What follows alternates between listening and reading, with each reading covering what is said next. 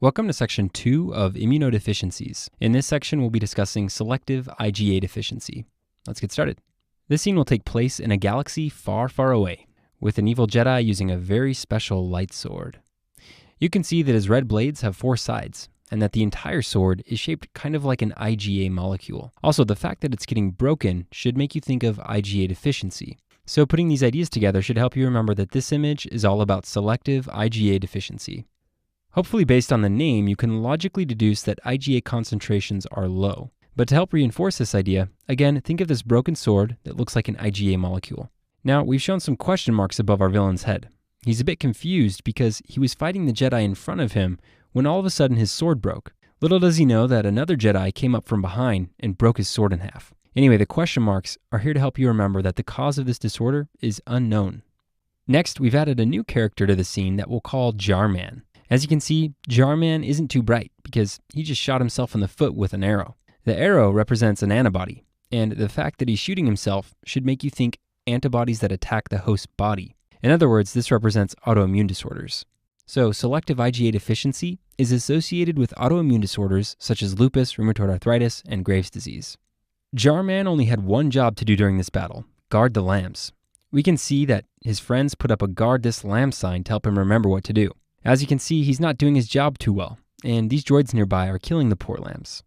Anyway, the guard this lamb sign was introduced in our microbiology videos and is our symbol for giardiasis. We've included it in this image to help you remember that patients with selective IgA deficiency have an increased susceptibility to giardiasis. Now we've shown Jarman making yet another mistake.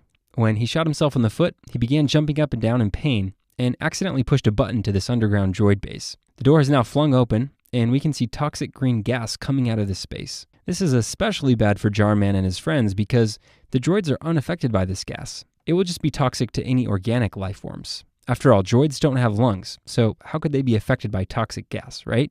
Anyway, we've shown the gas near these unaffected droids to help you remember that the majority of patients with selective IgA deficiency are asymptomatic.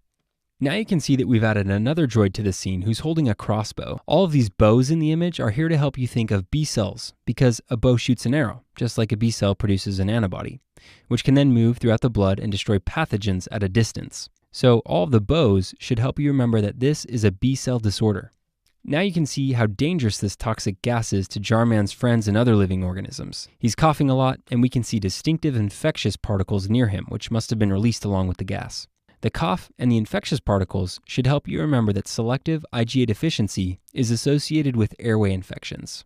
Next, we've added a guy throwing up all over the place as he comes in contact with the gas. It must be pretty toxic. We've also placed this guy next to the infectious particles. So together, the vomit and the infectious particles should make you think of gastrointestinal infections. So selective IgA deficiency is associated with GI infections.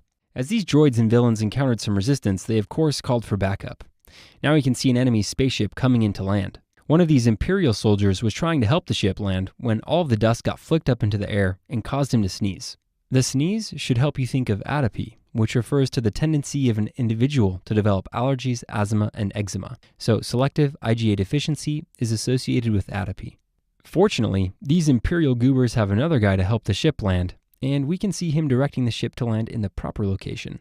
Notice that he's holding up one finger as if saying, "Hold on 1 second, let me make sure everything is safe before you land." And this index finger held up like this is here to help you remember that this is the most common primary immunodeficiency.